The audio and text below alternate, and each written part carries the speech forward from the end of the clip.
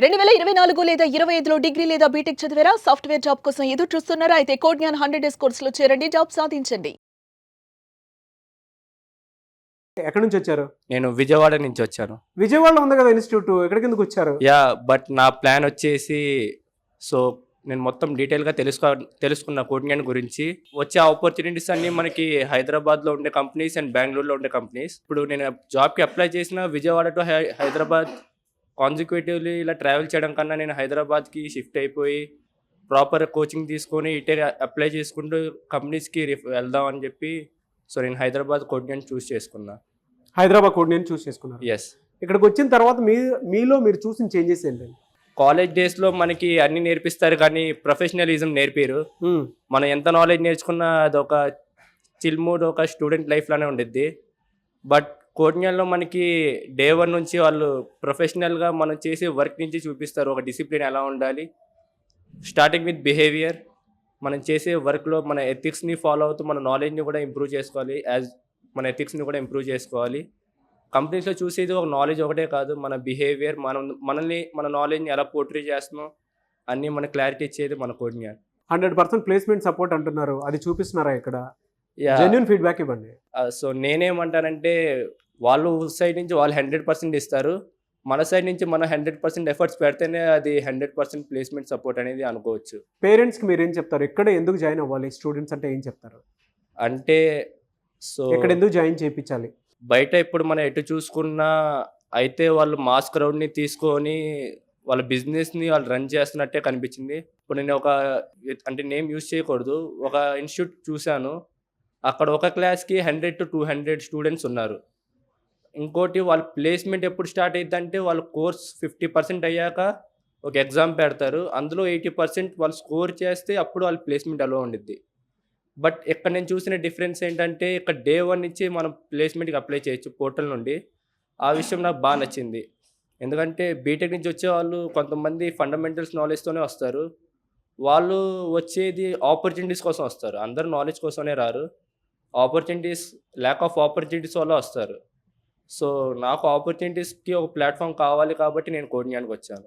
10 out of మీకు మీరు ఎంత ఇచ్చుకుంటారు ఇక్కడికి వచ్చి జాయిన్ అయినందుకు, నేర్చుకున్నందుకు? సో నేనే 9 out of 10 అయితే ఇచ్చుకుంటా. ఓకే, ఏ బ్రాంచ్ అండి మీది? Electronics and communication engineering. Okay, మరి ఇటువైపు కోడింగ్ ఎక్కడే బ్రాంచ్ తీసుకున్నారంటే ఏం ట్రైనింగ్ తీసుకుంటున్నారు? జావానా? Java full stack. Java full stack. Okay, coding కొత్త కదా, ఓకేనా? నేర్చుకోవడానికి బానే ఉందా? Yeah sir, good. ఓకే, ఎలా ఉందండి మీకు కోడ్ జ్ఞానం?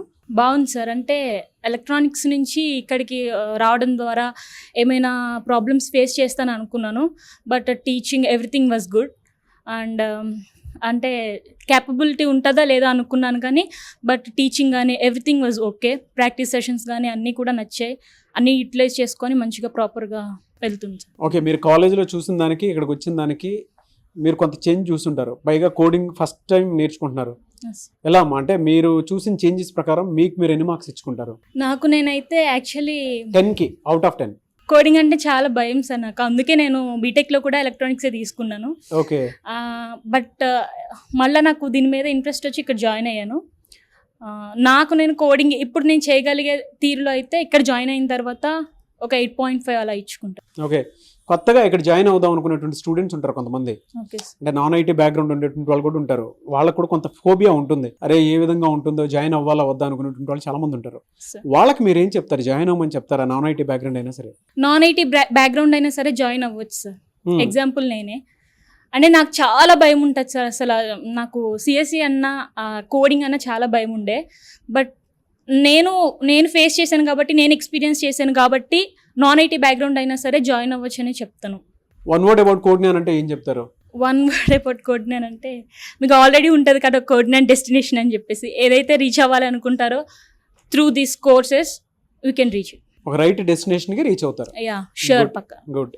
చాలా మందికి ఏంటంటే ఇక్కడ దాకా పంపించేటప్పుడు పేరెంట్స్కి ఒక చిన్న భయం ఉంటుంది, యాంగ్జైటీ ఇష్యూస్ ఉంటాయి, అరే అక్కడికి వెళ్తే ఎలా ఉంటుందో, సేఫ్టీ సెక్యూరిటీ ఎలా ఉంటుందో అనుకున్నటువంటి ఆలోచన ఉంటుంది.